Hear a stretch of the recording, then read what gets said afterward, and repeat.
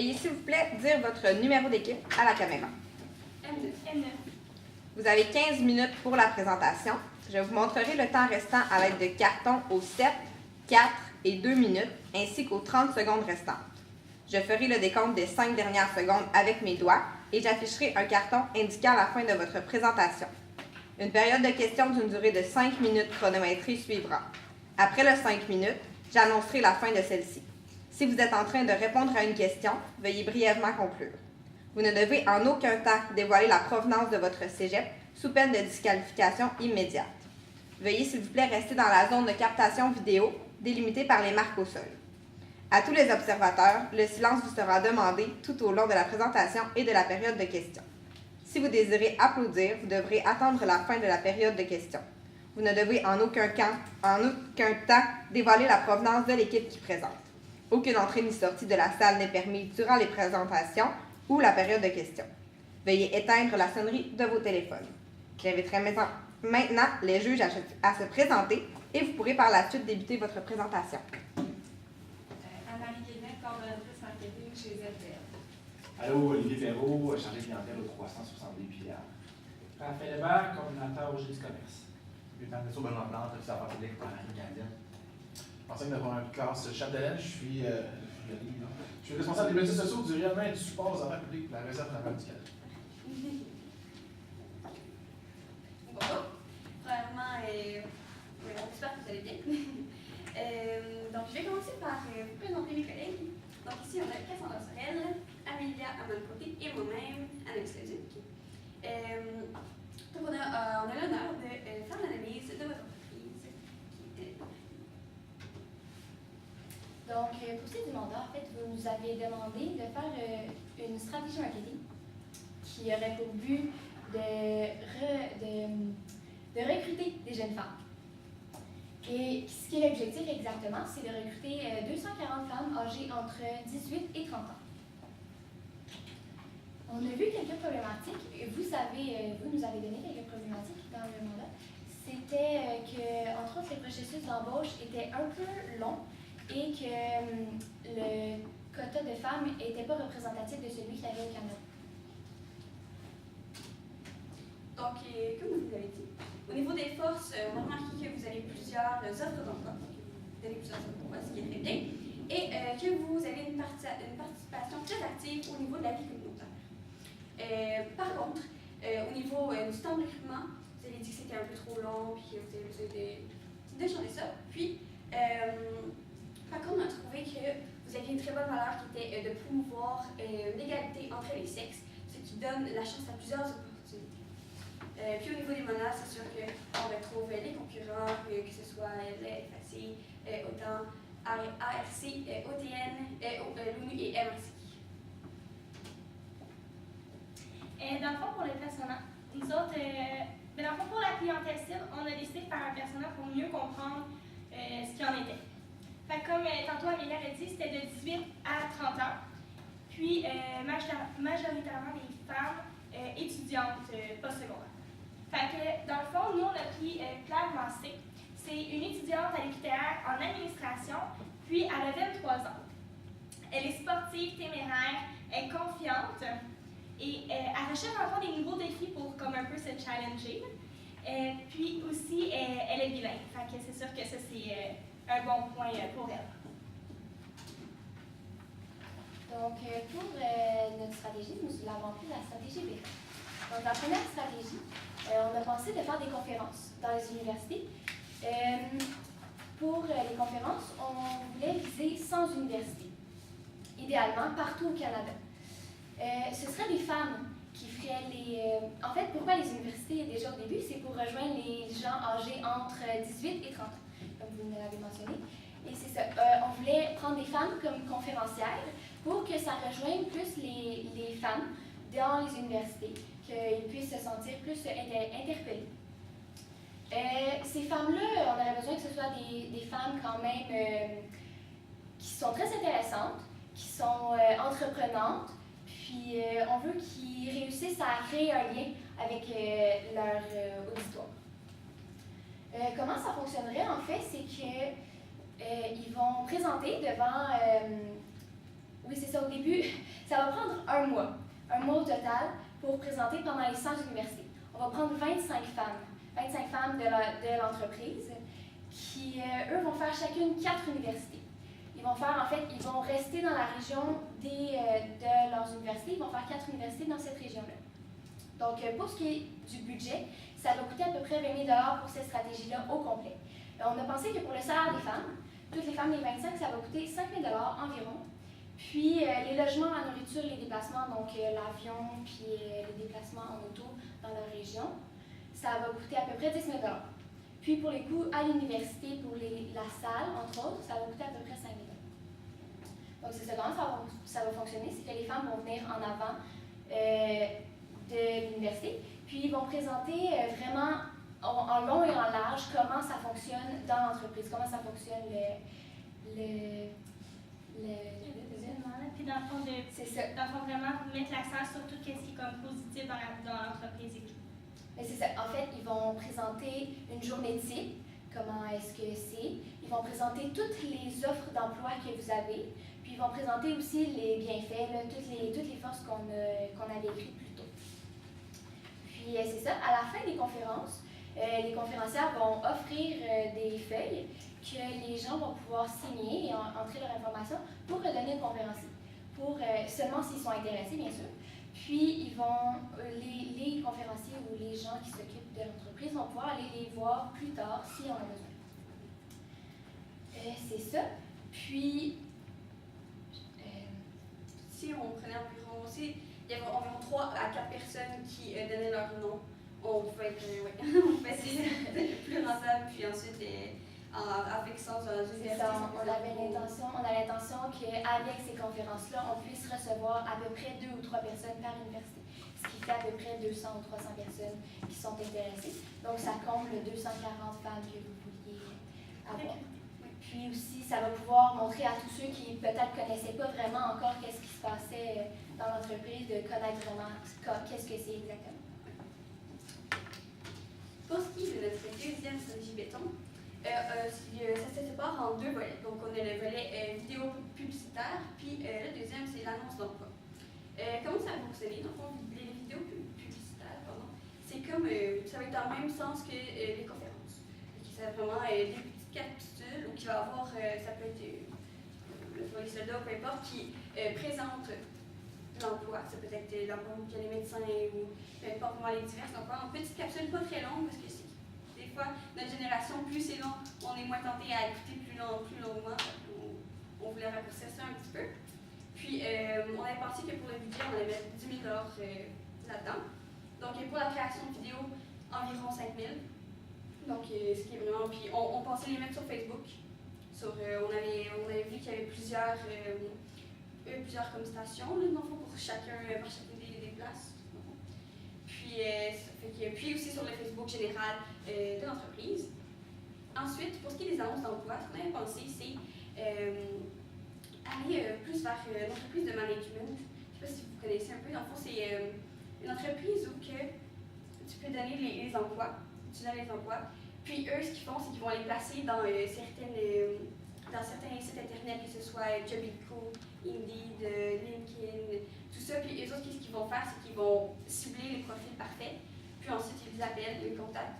Puis ensuite, ils peuvent faire une première entrevue. Puis en plus, après ça, ils donnent une go pour que vous puissiez choisir les bonnes personnes ensuite. Ça. Donc, et pour les annonces d'emploi, vu que c'est pas mal à l'année, on a visé plus à l'année, même plus tard, puisque c'est bon pour le temps, pas mal. Donc, on a visé environ les 5 000 $, c'est pour ça. Filmer, on a constaté que ça pourrait peut-être durer 2 mois, juste filmer, monter les vidéos, puis après ça, pouvoir les mettre sur les réseaux sociaux. Ça va apporter effectivement beaucoup de visibilité à l'entreprise. Voilà. Dans le fond, la troisième stratégie béton, on avait pensé à faire le kiosque à l'aéroport. Parce que, comme c'était mentionné, dans le fond, vous allez vraiment vous recherchez des personnes qui aiment voyager et vivre des expériences. Fait que, on trouvait que c'était un bon emplacement pour situer puis comme trouver des personnes qui seraient intéressées à cet endroit. Donc, dans le fond, nous, pour l'échéancier, on avait pensé vraiment comme, puisque vous vouliez des étudiants. On a pensé le faire dans les petites pauses étudiantes, dans le fond, tout ce qui est soit l'action de grâce, qui est en début octobre, ou pendant les vacances de Noël, qui est comme mi-décembre à mi-janvier, la semaine de relâche en début mars, ou effectivement les semaines de construction, qui est fin juillet, début août. Avec ça, dans le fond, on a pensé qu'on allait pouvoir aller chercher des étudiants qui ne savent pas trop encore qu'est-ce qu'ils veulent faire, mais qui veulent vraiment comme aller explorer des nouvelles expériences puis tout, puis ouais, c'est ça. Fait que pour le budget, on avait planifié 20 000 $ pour le kiosque de l'aéroport. Dans ces 20 000 $, effectivement, il y a le salaire. Le salaire qui est de 10 000.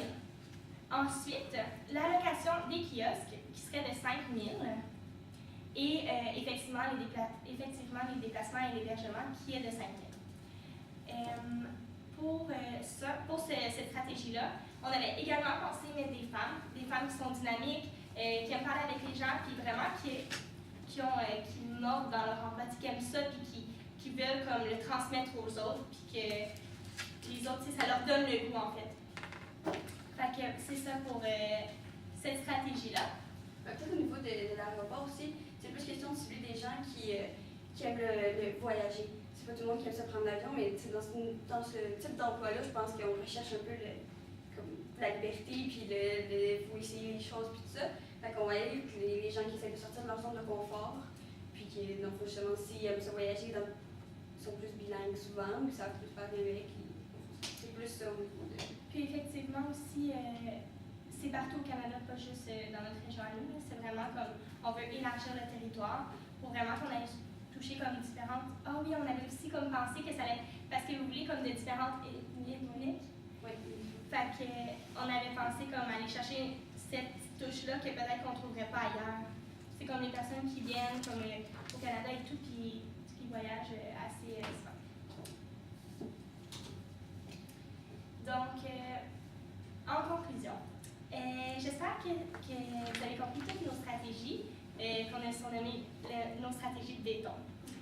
Donc, dans le fond, qui inclut la stratégie des kiosques de l'aéroport, des conférences universitaires et, dans le fond, les réseaux sociaux. Tout ce qui touche aux réseaux sociaux, soit les vidéos ou les annonces comme pour les offres d'emploi.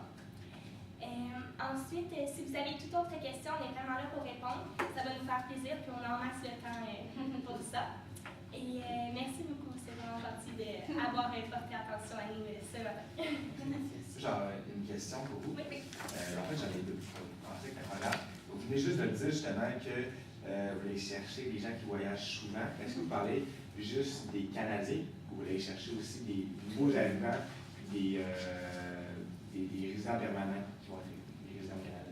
Mais moi, je pense que ce serait quand même bien qu'on vienne chercher, justement pour aller dans le côté d'une nouvelle ethnie, puis d'aller chercher des personnes qui désirent comme résider justement au Canada, d'aller chercher leur Mais qui ne sont pas nécessairement Est-ce que canadiens. c'est ça que vous... Oui, c'est ça ma Ok. question.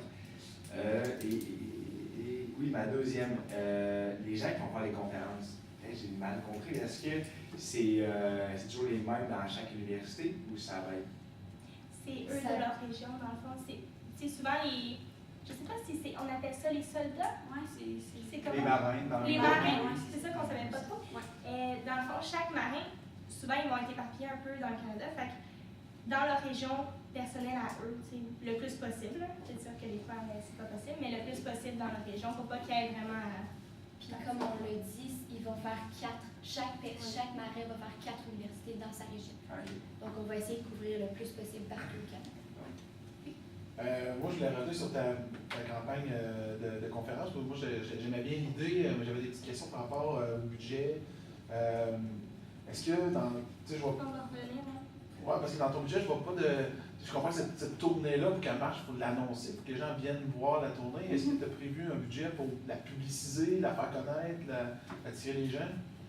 On avait prévu, en fait, on disait que c'était dans les universités. C'est sûr que dans les universités, ça entrait dans le coût des universités. J'ai mentionné les salles, mais c'est vrai, je voulais aussi dire, on va pouvoir mettre des pancartes par exemple, des trucs comme ça, pour le dire dans l'université. Encore là, peut-être sur Facebook et tout ça, avec notre génération, c'est sûr que c'est ça qui marche. Là. Merci.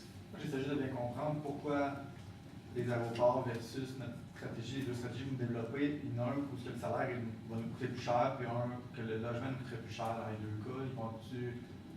Parce que on parle de 100 conférences, on parle de faire autant de kiosques d'aéroports, parce que 100 aéroports, au Canada, ça commence à être beaucoup d'aéroports. Donc, je ne suis pas sûr de comprendre pourquoi ça coûterait plus cher en salaire envoyer des gens dans des aéroports pour moi. Je pense plus que, tu sais, si on s'entend que dans notre région à nous, il y a comme les petits aéroports comme Saint-Hubert. Ouais. Mais on irait vraiment dans les plus gros aéroports où est-ce qu'on peut toucher vraiment le plus grand nombre de personnes possible. C'est sûr qu'avec le salaire, dans le fond, c'est sur une moins longue année, c'est vraiment restreint. Puis c'est comme des petites parties dans l'année. Ouais.